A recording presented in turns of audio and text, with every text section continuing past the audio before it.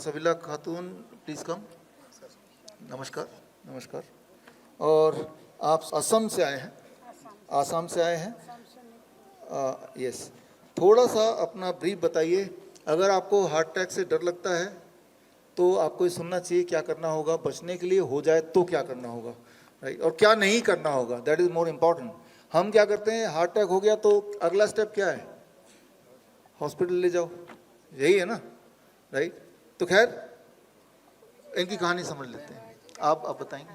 ठीक है जी नमस्कार। ये मेरा मम्मी है, इनका उम्र 65 साल है।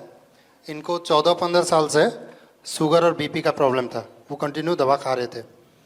लास्ट 2024 को 31 दिसंबर को इनको हार्ट अटैक आया, तो हम लोग ने इमीडिएटली इनको नेम केयर हॉस्पिटल में ले गए, जो काफ़ी बड़ा अस्पताल है। वहाँ पे जाने के साथ ही साथ इनको आप आईसीयू में एडमिट कर दिया।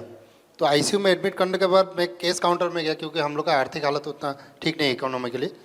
तो वहाँ पे बोला 12 घंटा या 24 घंटा का 40,000 रुपये करके पे करना पड़ेगा। तो मैं डर गया, क्योंकि इतना आर्थिक हालत ठीक नहीं है। फिर भी रिक्वेस्ट करने के बाद 1-2 दिन बाद उन लोगों ने जनरल पे शिफ्ट किया और बोला हम लोग मॉनिटर करेंगे। तो मॉनिटर करने के बाद फिर हमें कहा कि आप एक काम करो, इमीडिएटली आप इनका ऑपरेशन करना पड़ेगा। कुछ बोलता है वायर कुछ ऐसा लगा देता है, एंजियोप्लास्टर कुछ।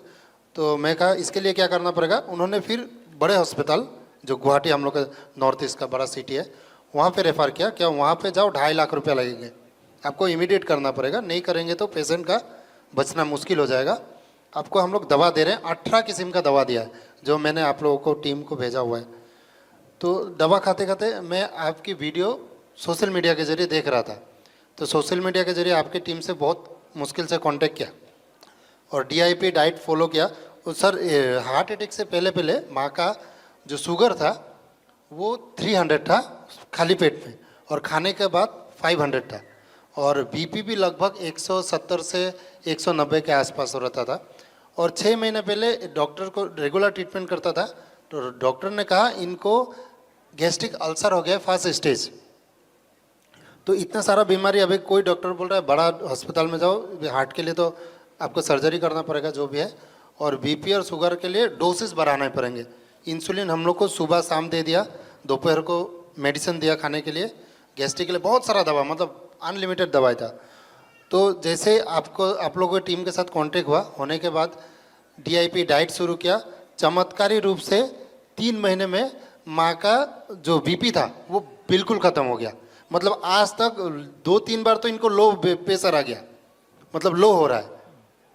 तो अचानक से वो दवा छोड़ना पड़ा, अगर दवा नहीं छोड़ते तो माँ को मतलब लो बीपी हो जाता। तो दवा छोड़ दिया, आज तक एक भी दवा नहीं खाया बीपी का। शुगर 95% ख़त्म हो गया, बिल्कुल भी। थोड़ा 5% इसलिए मैं बोल रहा हूँ, बाकी है मम्मी कभी कभी आप डाइट चीटिंग करते हैं, मतलब कुछ अलग से चीज़ खा देते हैं, तो उसके वजह से शुगर आपका 200 का आसपास रहता है खाना खाने के बाद। लेकिन कल परसों मैंने आपका एक वीडियो देखा कि 250 तक नॉर्मल है, वो हमको पता नहीं था। हम लोग को डॉक्टर ने बोला था 150 का ऊपर गया तो आपको दवा खाना है, 150 का ऊपर गया अगर शुगर तो आपको दवा खाना है, 150 रहना चाहिए खाने के बाद।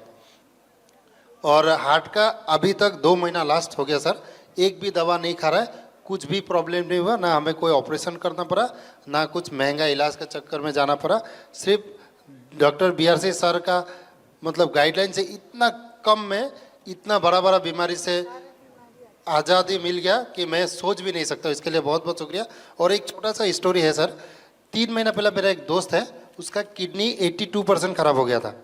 तो उनको डॉक्टर ने कहा कि 3 महीने बाद वो एक्सपायर हो जाएंगे, मर जाएगा। 25 ईयर्स का लड़का है, मेरा पहचान का है। तो मुझे आपके बारे में मम्मी ठीक हुआ तो कॉन्फिडेंट में मैं उसके पास गया, तो उन्होंने कोलकाता में आपका ये क्या करता है किडनी ट्रांसप्लांट के लिए बात किया था 20 लाख रुपए में। तो मैंने कहा तुम्हारा पास टाइम कितना है, बोलता है 2 महीना बाद मैं मर जाऊंगा। तो ट्रांसप्लांट के लिए रेडी किया। मैं कहा सिर्फ 10 दिन दो, अब बीआरसी सर का टीम से बात करो, आप वो डाइट फॉलो करो, रिजल्ट देखो, फिर आप ऑपरेशन कर लेना जो भी करना है। अभी सर 1 महीना हो गया, वो डेली हफ्ते में 2 बार डायलिसिस करता था, 1 महीना से बिल्कुल डायलिसिस नहीं किया, अभी आराम में। बहुत ही। और मम्मी जब ठीक हो गया था हार्ट के लिए, तो हम लोग नॉर्मली जा रहे थे, हफ्ते में 2 हफ्ते में बुला रहा था डॉक्टर। जब मम्मी क्योर हो गया, डॉक्टर के पास गए, वो डॉक्टर प्रसाद नाम है, उन्होंने मम्मी का इलाज करके बोला इतना फास्ट कैसे अच्छा हो गया। तो हमने बोला सर आपका दवा से, लेकिन एक्चुअली दवा छोड़ दिया। अगर मैं उनको बोल देता कि दवा छोड़ दिया, मुझे भगा देते। तो उन्होंने प्रिस्क्रिप्शन में लिख के दिया अभी आप मेरे पास आओ ही मत, मेरा दवा कंटिन्यू चलो, 6 महीना बाद आना कुछ टेस्ट के बाद। लेकिन मैंने उनको नहीं कहा कि एक्चुअली आपका दवा छोड़ दिया हमने, मैं सिर्फ जनरल चेकअप के लिए गया था कि मम्मी अभी ठीक है कि नहीं। अब आपका उनको पता चल जाएगा ये लाइव चल रहा है ना। तो सर आप ही को बचाना पड़ेगा, क्योंकि वापस तो जा नहीं पाऊंगा। होप कि उन तक ये वीडियो ना पहुंचे, पहुंच भी जाए तो बीआरसी सर जिंदाबाद है, टेंशन नहीं है मुझे। Thank you sir. Thank you thank you thank you thank you. नमस्कार। स्लाइड। तो आपने कहानी सुनी। यहाँ पे जो मुख्य बात है कि हार्ट अटैक होना हुआ, अब क्या करना है। इनके केस में हार्ट अटैक हुआ, ये बचे कैसे। ये बचे तब जब इन्होंने बोला कि भाई हमारे पास पैसे नहीं है, तो बच गए, है ना। तो इनका क्लू क्या था कि पैसे नहीं होना, अदरवाइज एंजियोप्लास्टी हो जाता है, एंजियोग्राफी हो जाता है, बाईपास सर्जरी हो जाता, वो सब तो होता ही होता, राइट। तो एक बात आपको समझना है, जब भी आपको चेस्ट पेन हो, किसी को भी कभी हो सकता है, खासतौर पे वो लोग जिन्होंने कोविड के वैक्सीन लिए, तो चेस्ट पेन जब होता है उस वक्त पेन को इमीडिएटली कम करने के लिए, जैसा हम अक्सर बताते हैं अपने कोर्स में, कि अगर आप नीचे बैठ जाते हैं, पेशेंट को बिठा दें और this is the posture, right, इस पोस्चर में द पेन इट रिड्यूसेस।